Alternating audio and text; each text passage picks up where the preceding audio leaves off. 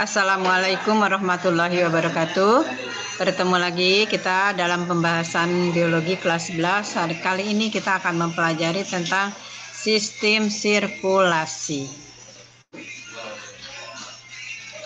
Sistem sirkulasi ini kamu bisa lihat di sini ada jantung, ada darah. Jadi apakah peranan jantung dan darah dalam tubuh manusia? Bagaimana hubungan kerja fungsional di antara keduanya? Mari kita pelajari bersama-sama. Nah, sistem peredaran darah pada manusia ini merupakan sistem peredaran darah yang disebut dengan sistem peredaran darah tertutup. Artinya darah mengalir dalam pembuluh darah. Kemudian kalau dilihat dari berapa kali melewati jantung darah ini, sistem peredaran darah manusia disebut sistem peredaran ganda, yaitu darah mengalir 2 kali melewati jantung dalam sekali peredaran. Sekarang apa saja sih fungsi sistem peredaran darah? Nah, yang pertama adalah sebagai alat transportasi. Yang kedua sebagai penjaga suhu tubuh. Yang ketiga perlindungan dan sebagai penyangga atau terutama dalam menjaga kadar larutan ya di dalam tubuh. Nah, sekarang apa saja komposisi daripada darah? Komposisi darah ini bisa kita lihat seperti ini. Jadi kalau kita menyimpan darah beberapa saat, ini akan terjadi 2 bagian, yaitu bagian yang kuning itu cairannya dan di bawahnya adalah bagian yang padat berwarna merah ya. Nah, ini darah selalu kita ingat pada jaringan pada hewan dan manusia adalah merupakan jaringan ikat khusus ya, terdiri dari sel-sel darah, keping darah dan matriks yang berbentuk cairan plasma. Nah, karakteristik darah ini lebih berat dan kental dibandingkan dengan air. Dia juga mempunyai bau yang khas. pH-nya 7,35.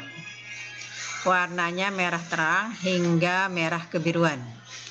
Nah, volume darah yang beredar kira-kira adalah 8% dari berat badan. Jadi kalau kamu ingin tahu berapa sih volume darahnya, berarti itu dihitung saja 8% dari berat badan. Nah, bagian darah ini mempunyai 2 bagian, yaitu ada cairannya yang disebut dengan plasma darah, dan yang berikutnya adalah lapisan yang lebih padat adalah lapisan darahnya sendiri. Nah, plasma darah terdiri dari air, protein, nutrien, dan hormon. Kemudian bagian yang padat ini terdiri dari sel darah putih, keping darah, dan sel darah merah atau hematokrit ya. Itu adalah bagian-bagian darah.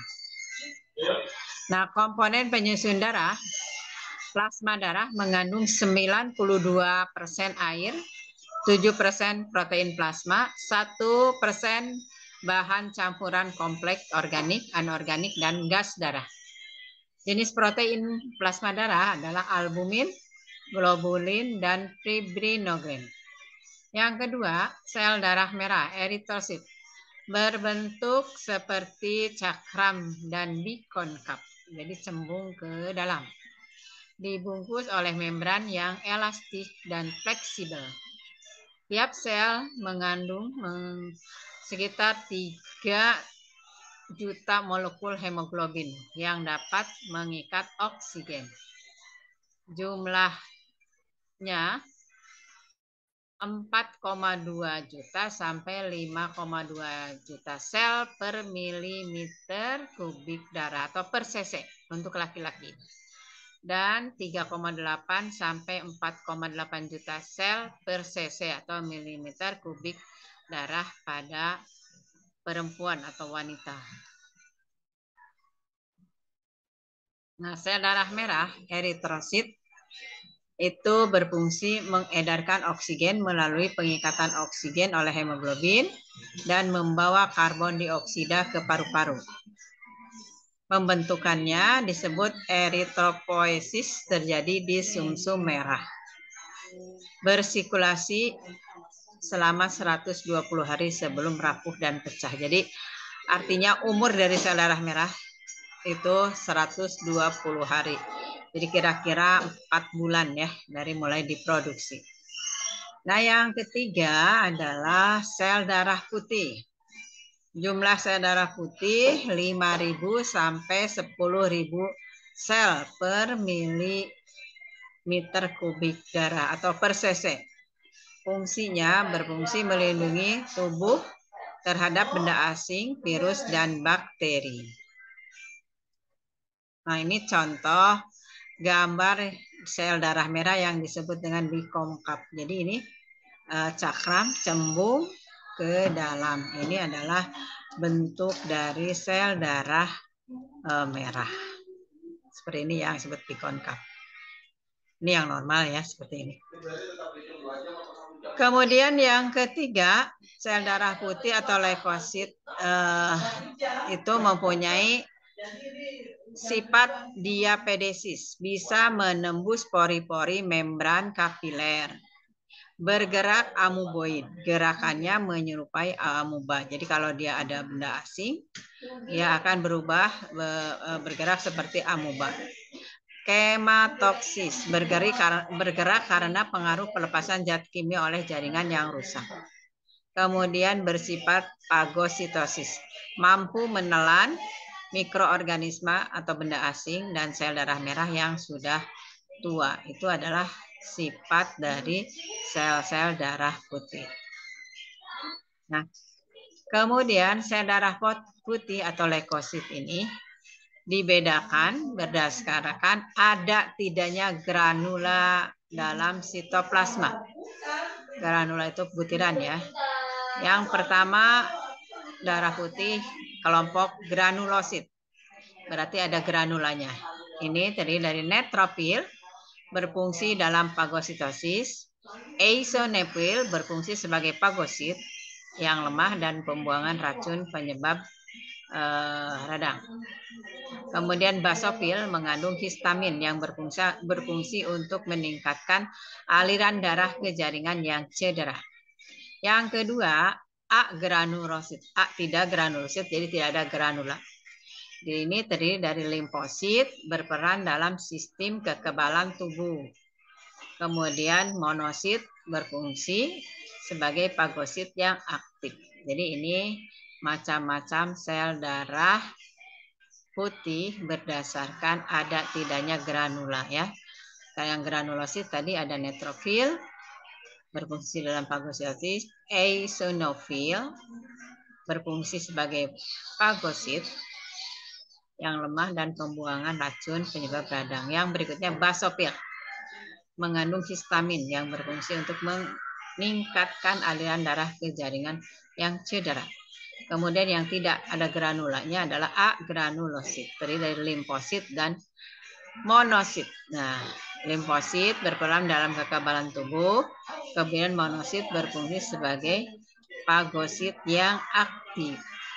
Nah, ini contoh dari sel darah putih. Tadi yang ada yang granulosit. Nah, ini ada granula-granula. Jadi ada butiran-butiran. Tadi adalah monosit, eosinofil, dan basofil. Jadi ada granula-granulanya. Yang agranulosit adalah limfosit dan neutrofil. Nah, yang berikutnya, benda darah itu adalah keping darah atau trombosit. Ini merupakan fragmen sel tidak bernukleus, berasal dari megakariosit di sumsum tulang. Jumlahnya 150.000 sampai 400.000 sel per cc darah. Umurnya ini lebih pendek, itu 5 sampai 9 hari. Fungsinya dalam hemostasis. Hemostasis itu mempertahankan keseimbangan tubuh, perbaikan pembuluh darah yang robek, dan pembekuan darah. Ini adalah trombosit atau keping darah. Nah, itu adalah bagian-bagian dari darah. Jadi tadi darah itu ada cairan darah yang disebut plasma darah dan ada keping-keping darah atau benda-benda darah. Benda darah ini terdiri dari eritosit, leukosit, dan keping darah. Nah, demikian pertemuan kali ini tentang darah. Semoga ada manfaatnya. Assalamualaikum warahmatullahi wabarakatuh. Tetap semangat dan tetap sehat ya.